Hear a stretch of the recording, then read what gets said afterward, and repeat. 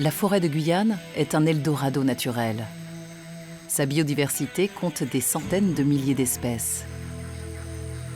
C'est l'un des derniers Édens de la planète.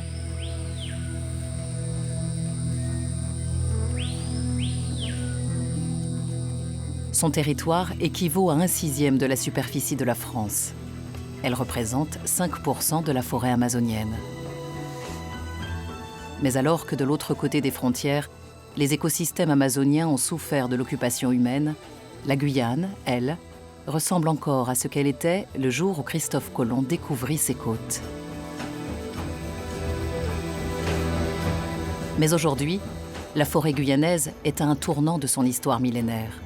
Elle est en proie à une explosion démographique sans précédent.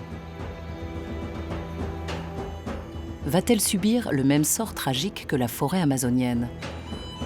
Ou les hommes vont-ils trouver à temps les solutions pour jouir de ces trésors, tout en préservant cet Éden si précieux? Pour les scientifiques, la priorité est de comprendre le fonctionnement de cette forêt avant qu'il ne soit trop tard.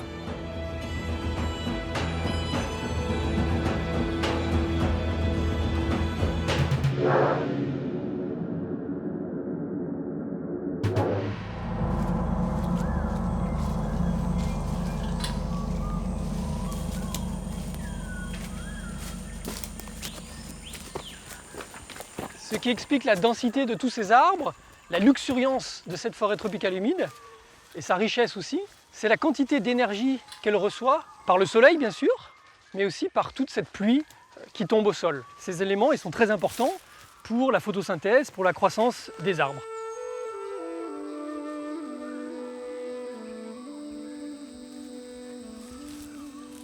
On peut représenter la forêt comme une sorte d'immeuble avec différents étages.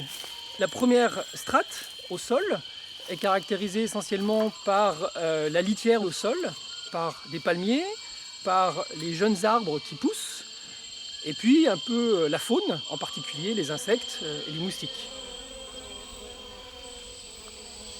Au deuxième étage, on a le domaine des troncs. C'est aussi le domaine du niveau de lumière encore faible, donc il y a peu de branches sur ces troncs. Le troisième étage de cet immeuble, c'est la canopée et c'est l'endroit où on a cette interface entre le soleil, l'atmosphère et la forêt.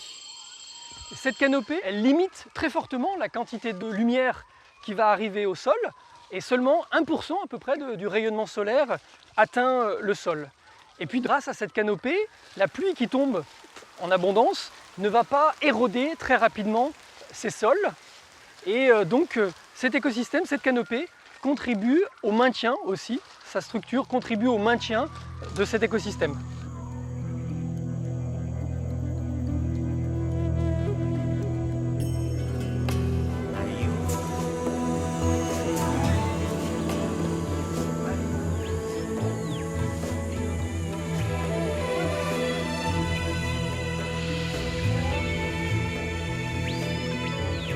La canopée est le domaine d'au moins 800 espèces d'oiseaux et de mammifères, comme les toucans, les capucins ou les singes hurleurs. Tous jouent un rôle vital dans l'équilibre de la forêt.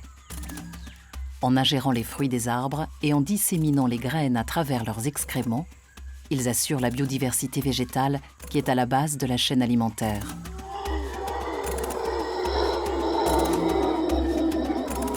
Mais en bas, au ras du sol, c'est un tout autre royaume. Ce qui s'y passe, la nuit tombée, très peu d'hommes l'ont vu.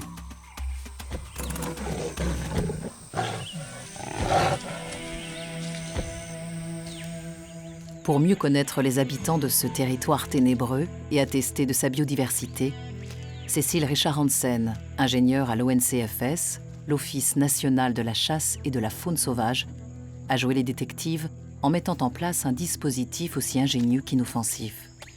On a fait un premier dispositif de piégeage photographique qui était vraiment pour connaître toute la biodiversité qu'il y avait dans le site. Ça nous a permis donc d'avoir plus de 80 000 photos au moins d'une trentaine d'espèces différentes, dont certaines sont Donc ça par exemple c'est des hocos, qui est une de nos espèces d'études aussi, un gros oiseau terrestre gibier. Ça c'est une espèce très rare, cabassou géant, qui est assez rarement observé en Guyane. Des espèces assez fréquentes là sur le site Le Grand Tamanoir. Alors, on voit qu'ils ont bien détecté nos appareils là, ils viennent les renifler. Encore le tamanoir avec son bébé sur le dos.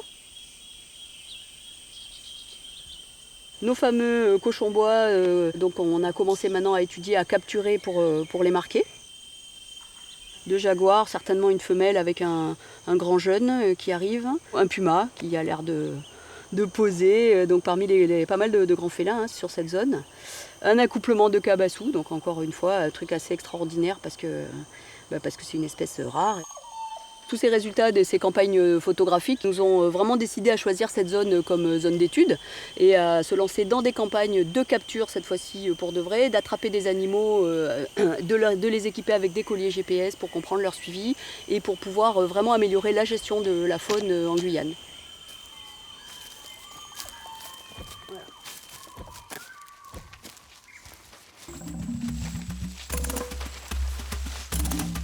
Deux espèces clés de l'écosystème guyanais fascinent les chercheurs. D'abord, les cochons pécaris. Ils constituent une proie appréciée des félins aussi bien que des hommes. Mais son rythme biologique est encore mal connu. Cécile Richard Hansen a construit de grands enclos pour attraper cet animal qui se déplace en groupe. Les fruits d'Arawa font un excellent appât. C'est une espèce qui a subi des énormes pertes en Guyane sans qu'on s'explique trop pourquoi. Il y en avait beaucoup dans les années 2002. Il y en a presque plus et on ne sait pas pourquoi. C'est un phénomène qui existe à plusieurs endroits en Amazonie. Il faut connaître sa biologie et c'est le but en fait de toutes les études qu'on mène à l'ONCFS. L'autre espèce ciblée se trouve à l'autre bout de la chaîne alimentaire. C'est un des grands prédateurs du pécari, le jaguar. Cet animal rare est un véritable indicateur de la santé du sous-bois. Grâce au son d'une femelle en rut et d'une proie affolée, la biologiste Rachel Berzins et la vétérinaire Chloé Rodrigue ont tendu un piège au félin.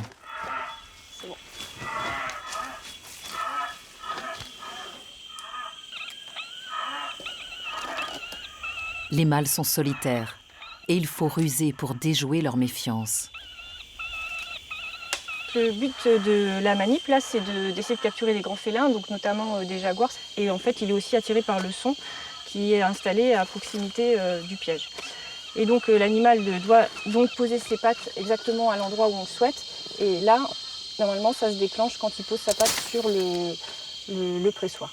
Et nous, on intervient, on fait des tournées toutes les 4 heures pour justement que l'animal ne reste pas trop dans cette position inconfortable pour lui trop longtemps. Une fois que l'animal est piégé, nous on vient voir et après ensuite on fait toutes les manips pour la pose du collier, l'émetteur, etc. Et après on le relâche après qu'il soit remis de son anesthésie à peu près 1 heure après. L'homme, mine de rien, empiète sur le territoire du jaguar. Il y a de plus en plus de déforestation, il y a de plus en plus d'élevage, etc. Donc l'animal le perd de son habitat. Et donc le but à long terme, c'est de faire en sorte que le jaguar puisse continuer à vivre en coexistence pacifique avec l'homme. Ce petit bout de jungle n'est qu'un infime échantillon de la faune extraordinaire qui s'épanouit ici, depuis la nuit des temps, loin du regard des hommes. Et même si la chasse devient un problème ailleurs dans la forêt, ici, les créatures n'ont rien à craindre.